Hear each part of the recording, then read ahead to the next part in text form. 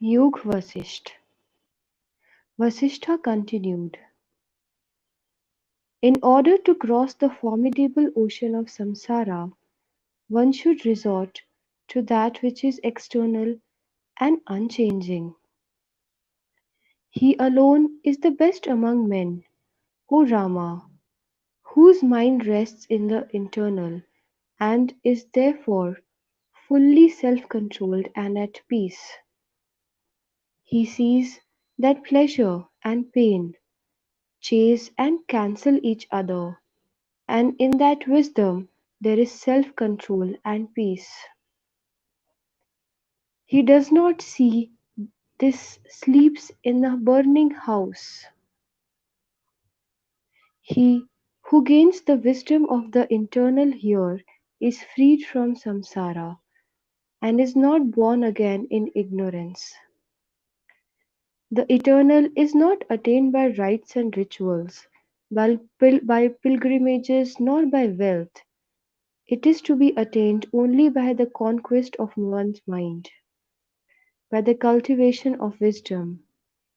Hence every one, gods, demons, demigods, or men, should constantly seek whether one is walking, falling, or sitting.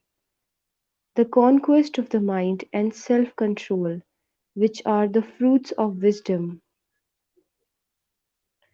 When the mind is at peace, pure, tranquil, free from delusion or hallucination, untangled and free from cravings, it does not long for anyone, nor does it reject anything. This is self-control or conquest of mind, one of the four gatekeepers of liberation which I mentioned earlier. All evil is dispelled by self-control. No gain, no pleasure in this world or even in heaven is comparable to the delight of self-control. The delight one experiences in the presence of self-control is incomparable. Everyone spontaneously trusts him. Self-control, O Rama, is the best remedy for all physical and mental ills. When there is self-control, even the food you eat tastes better. Even else it tastes bitter. He who wears the armor of self-control is not harmed by sorrow. He who even while hearing, touching, seeing, smelling, and tasting what is regarded as pleasant and unpleasant is neither elated nor depressed. He is self-controlled.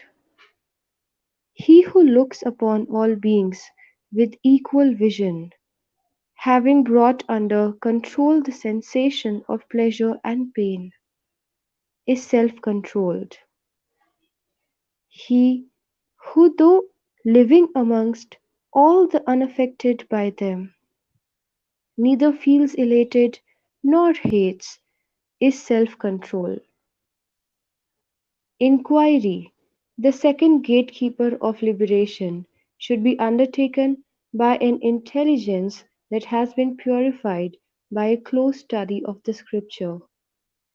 And this inquiry should be unbroken. By such inquiry, the intelligence becomes keen and is unable to realize the supreme.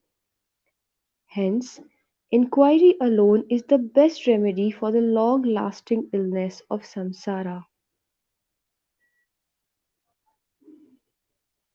They in whom the spirit of inquiry is ever awake illuminate the world, enlighten all who come in contact with them, dispel the ghosts created by an ignorant mind, and realize the falsity of sense pleasure and their objects. The eye of spiritual inquiry does not lose its sight even in midst of all the activities. He who does not have this eye is indeed to be pitied. It is better to be known as a frog in the mud a worm in the dung, a snake in a hole, but not be one without this I. What is inquiry? To inquire thus, who am I? How has this evil samsara come into being? Is true inquiry. Knowledge of truth arises from such inquiry. From such knowledge there follows tranquillity in oneself, and then arises the supreme peace that passed understanding, and the ending of all sorrow. Contentment is another gatekeeper to liberation. He who has quaffed the nectar of contentment does not relish craving for sense pleasures. No delight in this world is as sweet as contentment which destroys all the sins. What is contentment? To renounce all craving for what is not obtained unsought, and to be satisfied with what comes unsought, without being elated or depressed even by them. This is contentment. As long as one is not satisfied in the self, he will subject to sorrow. With the rise of contentment, the purity of one's heart blooms. The contented man who possesses nothing owns the world. Satsanga is yet another gatekeeper to liberation. Company of the wise, holy, and enlightened persons. Satsanga enlarges one's intelligence, destroys one's ignorance, and one's psychological distress. Whatever be the cost, however difficult it may be, whatever obstacles may stand in its way, satsang should never be neglected. For satsang alone is one's light on the path of life. Satsang is indeed superior to all the other forms of religious practices like charity, austerity, pilgrimage, and performance of religious rites. One should by every means in one's power adore and serve the holy men who have realized the truth and in whose heart the darkness of ignorance has been dispelled. They, on the other hand, who treat such holy men disrespectfully, surely invite great suffering. These four, contentment, satsang, the spirit of inquiry, and self control, are the four surest means by which who are drowning in the ocean of samsara can be saved. Contentment is the supreme gain. Satsanga is the best companion to destination. The spirit of inquiry is the greatest wisdom, and self control is supreme happiness. If you are unable to resort all these four, then practice one. By diligent practice of one of these, the others will also be found in you.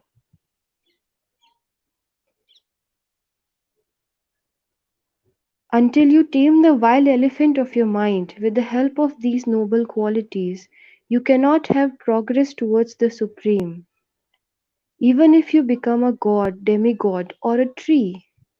Therefore, O Rama, strive by all the means to cultivate these noble activities.